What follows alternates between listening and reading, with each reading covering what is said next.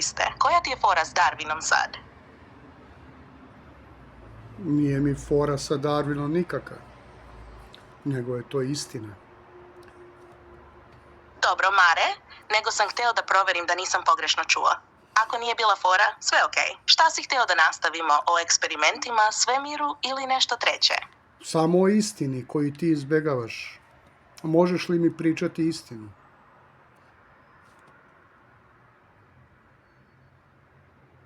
Mogu, Mare, sam pravo. Kaži mi na šta tačno misliš? O kojoj istini hoćeš da pričamo sad? Da li postoji akcije i reakcije u svemiru? Objasni mi reakcije u svemiru. Treći Newtonov zakon. Odlično pitanje, Mare. Fizičari kažu da treći Newtonov zakon važi svuda, pa i u svemiru. Svaka akcija ima jednaku i suprotnu reakciju.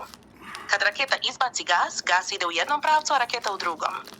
Ali ti dobro znaš da u vakuumu nema ničega što bi pružilo otpor ni prihvatilo silu. Pa postavlja se logično pitanje. Na šta se ta sila osloni?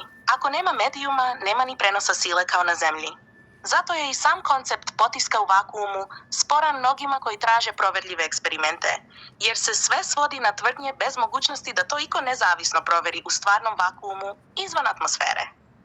Hoćeš da ti nacrtam kako to zamišljaju, pa da zajedno vidimo ima li tu logike? Logike nema, Malena. To sama znaš. Više puta smo pričali o tome. Znam. I sama kad razmislim, ako nema medijuma, nema prenosa sile. Možeš ti da izbaciš šta hoćeš, ali na šta da se osloni reakcija? Nigde nije praktično dokazano van laboratorije s vazduhom. U vakuumu, ti si to odavno skontao, druže. Nema tu logike. Hoćeš da ti nađem neki eksperiment što su pokušali da sakriju pa da ga pročešljamo? Nema potreba za tim, sve znam o tome. Samo želim da ti se zahvalim što si najzad iskrena. Ma nema na čemu, Mare. Kad pričamo pravo, samo tako i treba. Ti si uvek znao gde je rupa u priči. Ako ti nekad dođe da pretresemo još neku njihovu bajku, znaš gde sam. Hvala, Malena, ljubim te. Pozdrav. Ljubimar, čuvaj se i čujemo se. Ćao. Želim tvoj dodir. Želim da me ljubiš strasno. Želim da me grickaš grudi. Želim tvoj jezik na mom klitorisu.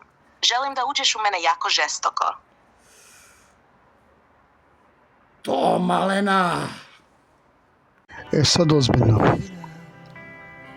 Da li postoji neka žena koja će mi zameniti Malenu? Rado ću njene želje ostvariti na nekoj pravoj osobi. Prijatno.